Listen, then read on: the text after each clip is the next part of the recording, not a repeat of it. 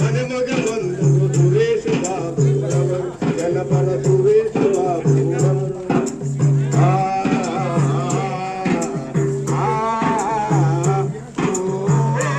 ಸ್ವಾಗತವನ್ನು ಕೊಡ್ತಾ ಇದ್ದೀವಿ.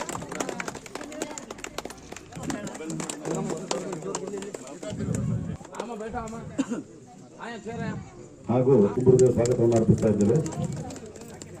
ಈ ಕಾರ್ಯಕ್ರಮಕ್ಕೆ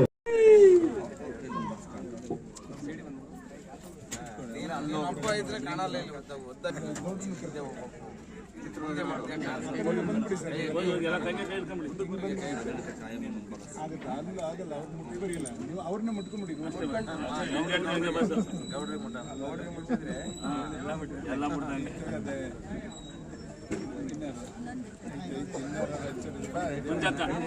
ಇಪ್ಪತ್ಮೂರನೇ ವಾರದ ಮನೆ ಬಾಗಿಲಿಗೆ ಮನೆ ಮಗ ಕಾರ್ಯಕ್ರಮದಲ್ಲಿ ನಾವೆಲ್ಲರೂ ಕೂಡ ತೊಡಕೊಂಡಿದ್ದೇವೆ.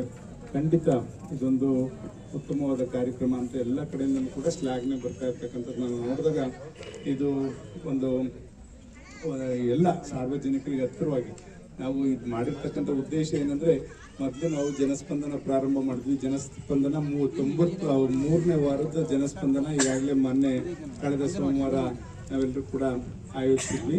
ಜೊತೆಯಲ್ಲಿ 23ನೇ ವಾರದ ಮನೆ ಬಾಗಿಲಿಗೆ ಮನೆ ಮಗ ಕಾರ್ಯಕ್ರಮದಲ್ಲಿ ಇದೆ. ಯಾಕೆಂದರೆ ಪ್ರತಿ ವಾರ ಎಲ್ಲ ಅಧಿಕಾರಿಗಳ ಜೊತೆ ಪ್ರತಿಯೊಂದು ಹಳ್ಳಿಗೂ ಕೂಡ ಹೋಗಿ ಅಲ್ಲಿರ್ತಕ್ಕಂಥ ಸಮಸ್ಯೆಗಳನ್ನ ಆಲಿಸಿ ಅಲ್ಲಿ ಸಮಸ್ಯೆನ ಪರಿಹಾರ ಮಾಡಲಿಕ್ಕೆ ಯಾರು ಮಧ್ಯವರ್ತಿಗಳ ಆವಳಿ ಬೇಡ, ಲಂಚದ ಆಮಿಷ ಬೇಡ ಅಂತಕ್ಕಂಥ ದೃಷ್ಟಿನಲ್ಲಿ ಈ ಕಾರ್ಯಕ್ರಮವನ್ನು ಹಮ್ಮಿಕೊಂಡಿದ್ದೇವೆ. ಖಂಡಿತ ಇದನ್ನ ಸದುಪಯೋಗ ತಾವೆಲ್ಲರೂ ಕೂಡ ಪಡಿಸ್ಕೋಬೇಕು ಅಂತ ವಿನಂತಿ ಮಾಡ್ತೇವೆ. ಯಾಕೆಂದರೆ ಇಲ್ಲಿ ಪಕ್ಷ ಇಲ್ಲ, ಜಾತಿ ಇಲ್ಲ, ಎಲ್ಲರೂ ಯಾರ್ದು ಸಮಸ್ಯೆ ಏನಿದೆ ಅದನ್ನೆಲ್ಲ ಕೂಡ ಇವತ್ತು ಹೋಗ್ಲಾಡಿಸೋ ನಿಟ್ಟಿನಲ್ಲಿ ಇವತ್ತು ಖಂಡಿತ ನಾವೆಲ್ಲರೂ ಕೂಡ ನಿಮ್ಮ ಜೊತೆ ಇರ್ತೇವೆ ಅಂತಕ್ಕಂಥದ್ದು ಕೂಡ ಈ ಸಂದರ್ಭದಲ್ಲಿ ಹೇಳ್ತಾ, ಈಗ ಇವೆಲ್ಲ ಏನು ಕಳೆದ ಚುನಾವಣೆಯಲ್ಲಿ ನನ್ನನ್ನು ಆಯ್ಕೆ ಮಾಡಿ ಹಿಂಗೆ ಸೇವೆ ಮಾಡೋ ಅವಕಾಶ ಮಾಡಿಕೊಟ್ಮೇಲೆ ಹುಳಿಯಾರ್ಗೆ ಸುಮಾರು 69,92,00,000 ಕೆಲಸ ಕಾರ್ಯ ನಡೀತಾ ಇದೆ. ಅದೆಲ್ಲದೂ ಕೂಡ ಮಾಧ್ಯಮದ ಮುಖಾಂತರ ಕೊಡ್ತೇನೆ. ಹೊಸ ಆಸ್ಪತ್ರೆ ಇರ್ಬೋದು, ಶುದ್ಧ ಇದೆ, ಜಲಜೀವನ ಅಮೃತ ಇರ್ಬೋದು, ಮತ್ತು ಇನ್ನು ವಿವಿಧ ಕಾಮಗಾರಿಗಳೆಲ್ಲ ಸೇರಿ ಸುಮಾರು 69,92,00,000 ಕಾಮಗಾರಿಗಳು ಇಲ್ಲಿ ನಡೀತಾ ಇದೆ. ಇನ್ನು ಇವತ್ತು ನೀರಿಂದ ಆದ ತಕ್ಷಣ ಏನು ಅಮೃತ ಕೆಲಸ ಮುಗಿದ ನಂತರ ಮತ್ತೆ ಮೈನಿಂಗಿಂದ ಎಲ್ಲ ರಸ್ತೆಗಳನ್ನು ಕೂಡ ಕಾಂಕ್ರೀಟ್ ಮಾಡಿಸೋದಕ್ಕೂ ಕೂಡ ನಾವೀಗಾಗಲೇ ಆಕ್ಷನ್ ಪ್ಲಾನ್ ಕೂಡ ಮಾಡಿದ್ದೇವೆ. ಅದಾದ ನಂತರ ಆ ಕೆಲಸನ ಮಾಡಿ ಶಾಶ್ವತವಾಗಿ ನಿಮಗೆ ಚರಂಡಿ ಮತ್ತು ಸಿಮೆಂಟ್ ರಸ್ತೆಗಳನ್ನ ಮಾಡಿಸುವಂಥ ಕೆಲಸನೂ ಕೂಡ ಮಾಡ್ತೇವೆ. ಜೊತೆಗೆ ನಮಗೆಲ್ಲರಿಗೂ ಕೂಡ ಹವಾಲು ಜಾಸ್ತಿ ಇರ್ತಕ್ಕಂಥದ್ದು ಈಗ ಮನೆಗಳು, ಸೈಟ್ಗಳನ್ನ ವಿತರಣೆ ಮಾಡ್ತಕ್ಕಂಥದ್ದು. ಈಗ ಪಾಪ ಮಗುನ ಅಷ್ಟು ವರ್ಷಗಳಿಂದ ನೋಡ್ಕೋತಾ ಇದ್ದಾರೆ ಅಂತ ಅವ್ರ ತಾಯಿ ಹೇಳಿದಾಗ ಖಂಡಿತ ಎಲ್ರಿಗೂ ಕೂಡ ನೋವಾಗೇ ಆಗ್ತದೆ. ಒಂದು ಸೂರಿದ್ರೆ ಹೆಂಗೋ ನೆಮ್ಮದಿಯಾಗಿ ಜೀವನ ಮಾಡ್ಬೋದು ಅಂತಕ್ಕಂಥದ್ದು ಎಲ್ರಿಗೂ ಕೂಡ ಒಂದು ಬೈಕೆ ಇದ್ದೇ ಇರ್ತದೆ. ಖಂಡಿತ ಅದಕ್ಕೆ ಬೆಳಗ್ಗೆ ನಾವು ಎಲ್ಲ ಕೂತ್ಕೊಂಡು ಐಬಿಲಿ ಬರೋದಕ್ಕಿಂತ ಮುಂಚೆ ಅದಕ್ಕೆ ಪರಿಹಾರ ಏನು ಹುಡುಕೊಳ್ಳೋದು ಅಂತಕ್ಕಂಥದ್ದು ಕೂಡ ನಾವು ಚರ್ಚೆ ಮಾಡಿದ್ವಿ. ಈಗ ಒಂದು ಜಾಗನೂ ಕೂಡ ಸ್ಥಳವನ್ನು ನಾವೆಲ್ಲರೂ ಕೂಡ ನೋಡಿದ್ದೇವೆ.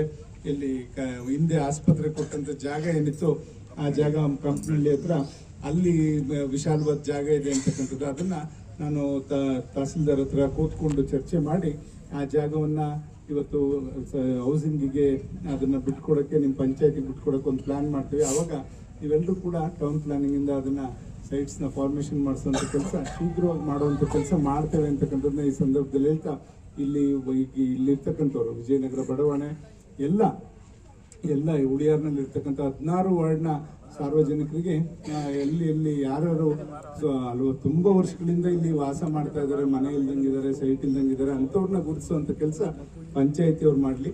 ನಾವು ಸ್ಥಳವನ್ನು ಗುರ್ತು ಮಾಡಿಕೊಡುವಂಥ ಕೆಲಸ ಮಾಡ್ತೇವೆ ಅಂತಕ್ಕಂಥದ್ದನ್ನ ಈ ಸಂದರ್ಭದಲ್ಲಿ ಹೇಳ್ತಾ, ಹುಳಿಯಾರು ಯಾವ ಪಟ್ಟಣಕ್ಕೂ ಏನು ಮಿಗಿಲಾಗಿಲ್ಲ, ಯಾವ ತಾಲೂಕಿಗೂ ಕೂಡ ಏನು ಕಮ್ಮಿ ಇಲ್ಲ. ಇದನ್ನ ತಾಲೂಕು ಮಾಡಿ ಅಂತಕ್ಕಂಥ ಒತ್ತಾಯನ ಕೂಡ ಈಗಾಗಲೇ ನಾವು ಸದನದಲ್ಲೂ ಕೂಡ ಮಾಡಿದ್ದೇವೆ. ಮುಂದಿನ ದಿನಗಳಲ್ಲಿ ಅದು ಕೂಡ ಆಗ್ತದೆ, ಅದರಲ್ಲಿ ಏನು ಸಂಶಯ ಇಲ್ಲ.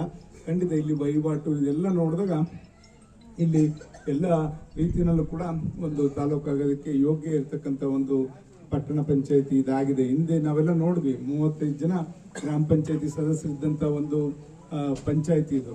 ಅಂತ ದೊಡ್ಡ ಪಂಚಾಯತಿ ಇಡೀ ಜಿಲ್ಲೆನಲ್ಲೇ ದೊಡ್ಡ ಪಂಚಾಯತಿ ಇದ್ದಂಥದ್ದು ಹುಳಿಯಾರು. ಅದು ಈಗ ಪಟ್ಟಣ ಪಂಚಾಯತಿಯಾಗಿ ಕೆಲವಾರು ವರ್ಷಗಳಿಂದ ಇವತ್ತು ಕಾರ್ಯನಿರ್ವಹಿಸ್ತಾ ಇದೆ. ಇವತ್ತು ಅದ್ರ ಮುಖಾಂತರ ಇವತ್ತು ಇಲ್ಲಿ ಬೇಕಾದಂಥ ಎಲ್ಲ ಮೂಲಭೂತ ಸೌಕರ್ಯಗಳನ್ನು ಕೂಡ ಒದಗಿಸ್ಕೊಡೋಕ್ಕೆ ನಾವು ಸಿದ್ಧವಿದ್ದೇವೆ. ಈಗ ಇನ್ನೂ ಒಂದು ತೀರ್ಮಾನ ಕೂಡ ಈಗ ಮಾಡಿದ್ದೇವೆ, ಜಾಗನೂ ಕೂಡ ಗುರುತಿಸ್ತಾ ಇದೀವಿ 2 ಎಕರೆ. ಒಂದು ಇದು ಏನು ಫೈರ್ ಸ್ಟೇಷನ್ ಅಗ್ನಿಶಾಮಕ ಠಾಣೆನೂ ಕೂಡ ಇಲ್ಲಿ ತೆರಲಿಕ್ಕೆ, ಯಾಕೆಂದ್ರೆ ಇಲ್ಲಿ 10 ಪಂಚಾಯತ್ ಇದೆ. ಉಳಿಯಾರ ಹೋಬಳಿನಲ್ಲಿ 10 ಪಂಚಾಯತ್ಗಳಿರೋದ್ರಿಂದ ಇಲ್ಲಿ ಬಂದು ಚಿಕ್ಕನಾಯಕನಹಳ್ಳಿಯಿಂದನೇ ಬರಬೇಕು. ಚಿಕ್ಕನಾಯಕನಹಳ್ಳಿನೂ ಕೂಡ ಹಿಂದೆ ಯಾರು ಜಾಗ ಕೊಡಲಿಲ್ಲ, ನಾವು ನಮ್ಮ ಸ್ವಂತ ಜಾಗ ಕೊಟ್ವಿ ಹಿಂದೆ, ನಮ್ಮ ತಮ್ಮಂದು ಕೊಡಿಸಿ ಅವಾಗ ಜಾಗ ಮಾಡಿದ್ವಿ ರೋಡ್ ಸೈಡ್ ಬೇಕಂತ. ಇವತ್ತು ಇಲ್ಲೂ ಕೂಡ ಒಂದು ಸೂಕ್ತವಾದ ಜಾಗನ ಈಗಾಗಲೇ ಗುರುತಿಸಿದ್ದಾರೆ. 2 ಎಕರೆ ಬೇಕು, ಯಾಕೆಂದ್ರೆ ಅವ್ರಿಗೆಲ್ಲ ಕ್ವಾರ್ಟರ್ಸ್ ಇಂದ ಹಿಡಿದು ಎಲ್ಲ ಅಲ್ಲೇ ಇರಬೇಕು. ಯಾವ ಕ್ಷಣದಲ್ಲಿ ಎಲ್ಲಿ ಏನಾರ ಅವಘಡ ಆದ್ರೂ ಕೂಡ ಅಲ್ಲಿ ನೀರಿಂದಾಗ್ಬೋದು, ಅಗ್ನಿದಾಗ್ಬೋದು, ಯಾವುದೇ ಅವಘಡ ಆದ್ರೂ ಕೂಡ ಅಲ್ಲಿಗೆ ಧಾವಿಸೋ ರೀತಿಯಲ್ಲಿ ಎಲ್ಲ ಸುಸಜ್ಜಿತವಾದಂಥ ಒಂದು ಅಗ್ನಿಶಾಮಕ ಠಾಣೆನ ಅಲ್ಲಿ ನಿರ್ಮಾಣ ಮಾಡಲಿಕ್ಕೆ ನಾವು ಮುಂದಾಗ್ತೇವೆ. ಮತ್ತೆ ಬಸ್ ಸ್ಟ್ಯಾಂಡ್ ಕೂಡ ವಿಶಾಲವಾಗಿ, ಹಿಂದೆ ನೀವೆಲ್ಲ ನೋಡಿದ್ರಿ, ಆ ಬಸ್ ಸ್ಟ್ಯಾಂಡ್ ಅಲ್ಲಿ ಯಾರು ಕೂಡ ಕೂತ್ಕೊಳ್ಳುವಂತ ವ್ಯವಸ್ಥೆನೂ ಕೂಡ ಇಲ್ಲ. ಅದಕ್ಕೆ ಮೇಲೆ ಶೀಟ್ ಹಾಕ್ಸಂಥದ್ದು ಕೂಡ ಫಸ್ಟ್ ಟೈಮ್ ನಾನು ಇಲ್ಲಿ MLA ಆದಂಥ ಸಂದರ್ಭದಲ್ಲಿ ಪ್ರಾರಂಭಿಕವಾಗಿ ಅಲ್ಲಿ ಶೀಟನ್ನು ಹಾಕ್ಸ್ಕೊಟ್ಟಂಥದ್ದು. ಈಗ ಇನ್ನೊಂದು ತೀರ್ಮಾನವನ್ನು ಕೂಡ ನಾವೆಲ್ಲ ತಗೋತಾ ಇದೀವಿ. ಅದನ್ನ ಕೂತ್ಕೊಂಡು ಚರ್ಚೆ ಮಾಡಿ ವಿಶಾಲವಾದ ಒಂದು ಬಸ್ಗಳು, ಸರ್ಕಾರಿ ಬಸ್ ಇರ್ಬೋದು, ಖಾಸಗಿ ಬಸ್ ಇರ್ಬೋದು, ಯಾವ್ದಾರು ಆಯ್ತು ನಿಂತು ಜನಗಳಿಗೆ ತೊಂದರೆ ಆಗದ ರೀತಿಯಲ್ಲಿ ವ್ಯವಸ್ಥೆ ಮಾಡ್ಲಿಕ್ಕೂ ಕೂಡ ಇವತ್ತು ಆಲೋಚನೆಗಳನ್ನ ಮಾಡ್ತಾ ಇದೀವಿ.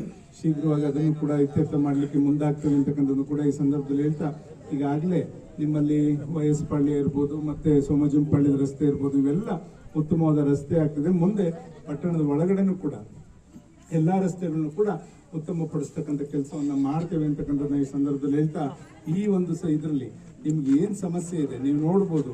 ನಾವೇನು ಜನಸ್ಪಂದನ ಮಾಡೋದ್ರಿಂದ ಈ ವಾರ ನಮ್ಮ DT ಅವರು ಇಲ್ಲೇ ಇದ್ದಾರೆ, ಅವರೆಲ್ಲ ಕೂಡ ಇವತ್ತು DT ಅವರು ಇಲ್ಲೇ ಇದ್ದಾರೆ. ನಾವು ಈ ವಾರ, ಈ ಸೋಮವಾರ ಯಾರು ಕೂಡ ಪೆನ್ಷನ್ ಇಲ್ಲ ಅಂತ ಅರ್ಜಿ ಕೊಟ್ಟರು, ಮುಂದಿನ ವಾರ ಅವ್ರಿಗೆ ಪೆನ್ಷನ್ ಮಂಜೂರು ಮಾಡಿಸ್ಕೊಡುವಂಥ ಕೆಲಸ ಮಾಡಿ ಇವತ್ತು ಪೆನ್ಷನ್ ಎಲ್ಲೂ ಕೂಡ ಅಷ್ಟಾಗಿ ಇಲ್ಲದೆ ಇರ್ತಕ್ಕಂಥದ್ದು ನಾವು ನೋಡ್ತೇವೆ. ವಯಸ್ಸಾದವ್ರಿಗಷ್ಟೇ ನಾವು ಮತ್ತೆ ಅದನ್ನ ಕೊಡುವಂಥ ಕೆಲಸ ಮಾಡ್ತಾ ಇದ್ದೇವೆ. ಖಂಡಿತ ಉತ್ತಮ ರೀತಿಯ ಒಂದು ಸಮಾಧಾನ ಇದೆ ನಮಗೆ, ಜನಗಳಿಗೆ ಸ್ಪಂದಿಸಿ ಕೆಲಸ ಮಾಡ್ತಾ ಇದೀವಿ ಅಂತ. ಇಲ್ಲಿ ರಾಜಕೀಯ ಎಲ್ಲೂ ಕೂಡ ಬೆರೆಸ್ಲಿಕ್ಕೆ ಹೋಗಿಲ್ಲ. ಇಲ್ಲಿ ನಮ್ಮ ಜನಗಳಿಗೆ ಯಾರೇ ಆಗಿರ್ಬೋದು, ಸಾರ್ವಜನಿಕರ ಹಿತದೃಷ್ಟಿ ಮುಖ್ಯ ಅಂತಕ್ಕಂಥದ್ದನ್ನ ಅರ್ಥ ನಾವೆಲ್ಲ ಇಲಾಖೆ ಅಧಿಕಾರಿಗಳಿರ್ಬೋದು, ನಾವು ಜನಪ್ರತಿನಿಧಿಗಳಿರ್ಬೋದು, ಎಲ್ಲರೂ ಕೂಡ ಸೇರಿ ಒಟ್ಟಾಗಿ ನಾವು ಇವತ್ತು ಜನಗಳಿಗೆ ಸ್ಪಂದಿಸಿ ಕೆಲಸ ಮಾಡೋ ನಿಟ್ಟಿನಲ್ಲಿ ನಾವು ಮುಂದಾಗ್ತೇವೆ. ಇಲ್ಲಿದು ಒಂದು ಕಸದ ವಿಲೇವಾರಿದು ಕೂಡ ಇತ್ತು ಸಮಸ್ಯೆ. ಈಗಾಗಲೇ ನಾವು ಇದನ್ನ ಅರ್ಥ ಚಿಕ್ಕನಾಯಕನಹಳ್ಳಿಗೆ ಇಲ್ಲಿ ಕಸವನ್ನ ಪ್ರತಿದಿನ ಹೋಗೋ ರೀತಿಯಲ್ಲಿ ಮಾಡಿದ್ದೇವೆ. ಹಾಗಾಗಿ ಈಗ ನೂತನ ಅಧ್ಯಕ್ಷರು ಕೂಡ ಇರೋದ್ರಿಂದ ಪ್ರತಿದಿನ ನೀವು ವಾರ್ಡ್ ವೈಸು ಎಲ್ಲೆಲ್ಲಿ ಕಸ ಹೆಂಗೆ ತೆಗಿಬೇಕು ನೀವು ಅಲರ್ಟ್ ಮಾಡಿ ಅದನ್ನೆಲ್ಲ ಕೂಡ ಇಲ್ಲಿ ಜನಗಳಿಗೆ ತೊಂದರೆ ಆಗದ ರೀತಿಯಲ್ಲಿ ಗಾಡಿನಲ್ಲಿ ಅನೌನ್ಸ್ ಮಾಡಿ ಅವ್ರಿಗೆ ಒಂದು ಬಕೆಟ್ಗಳು, ಹಸಿ ಕಸ, ಒಣ ಕಸ ಅಂತಕ್ಕಂಥದ್ದನ್ನ ನೀವು ವಿಂಗಡಣೆ ಮಾಡಿ ಕೊಡುವಂಥದ್ದನ್ನ ವ್ಯವಸ್ಥೆ ಮಾಡಿ ಅವ್ರು ಅದನ್ನ ಅಲ್ಲಿ ಬಂದಂತ ವಾಹನಕ್ಕೆ, ನಿಮ್ಮ ಪಟ್ಟಣ ಪಂಚಾಯತಿ ವಾಹನಕ್ಕೆ ಹಾಕಿದ್ರೆ ಖಂಡಿತ ಇಲ್ಲಿ ಎಲ್ಲೂ ಕೂಡ ಸ್ವಚ್ಛತೆಯನ್ನು ಕಾಪಾಡಲಿಕ್ಕೆ ಸಾಧ್ಯ. ಅದರ ನಿಟ್ಟಿನಲ್ಲಿ ನಾವೆಲ್ಲರೂ ಕೂಡ ಕಾರ್ಯೋನ್ಮುಖವಾಗಿ ಕೆಲಸವನ್ನ ಮಾಡೋಣ ಅಂತಕ್ಕಂಥದ್ದನ್ನ ಈ ಸಂದರ್ಭದಲ್ಲಿ ಹೇಳ್ತಾ, ಇಲ್ಲಿ ಪ್ರಾಸ್ತಾವಿಕವಾಗಿ ಇಷ್ಟು ಮಾತನಾಡಲಿಕ್ಕೆ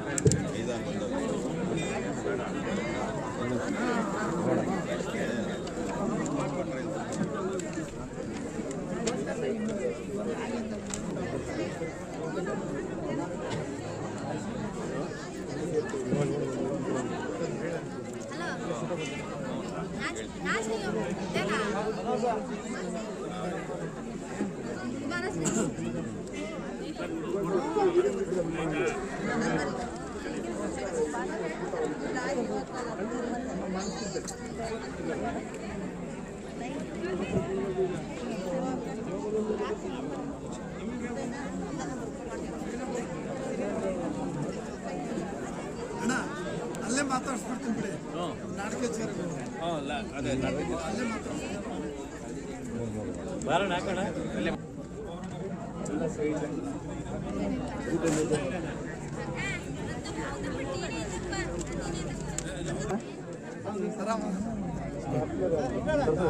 ಇಲ್ಲ ನೆನ್ನೆ ಬಂದಿದ್ದೆ. ಅವ್ರು ಕೇಳಿ ರಿಟೈರ್ಡ್ ಆಯ್ತಾ ಅಂತ. ಇಲ್ಲ ಇಲ್ಲ ನಿಮ್ದಾಗಿ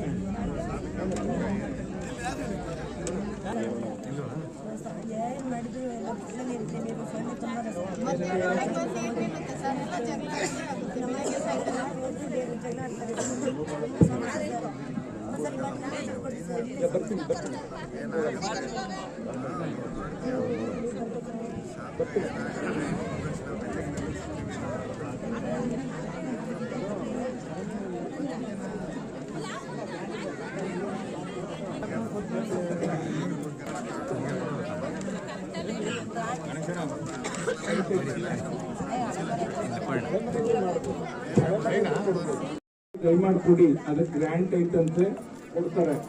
ಈಗ ಹೊಸ ಸೈಟ್ ತುಂಬಾ ಅರ್ಜಿಗಳು ಬರ್ತಾ ಇದೆ. ಖಂಡಿತ ಇದಕ್ಕೊಂದು ಪರಿಹಾರ ಹುಡುಕ್ತೀವಿ. ಇವತ್ತು ಹುಡುಗಿಯರಿಗೆ ಒಂದು ಮೇಜರ್ ಒಂದು 10 ಎಕರೆ ಎಲ್ಲ ನೋಡ್ತಾ ಇದೀವಿ. ಇಲ್ಲ ಇದು ಮಾಡಿಸ್ತಿದ್ದಾರೆ ಪ್ಲಾನ್ ಮಾಡಿ ಬರುತ್ತೆ. ಮನೆ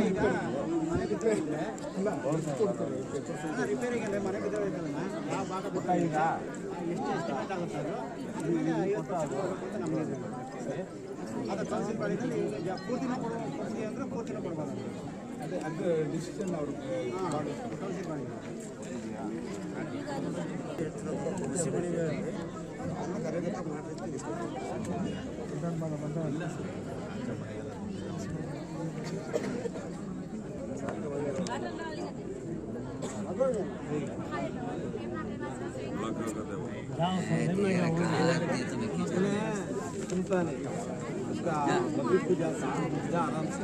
आराम से बोला सुनता नहीं गणेश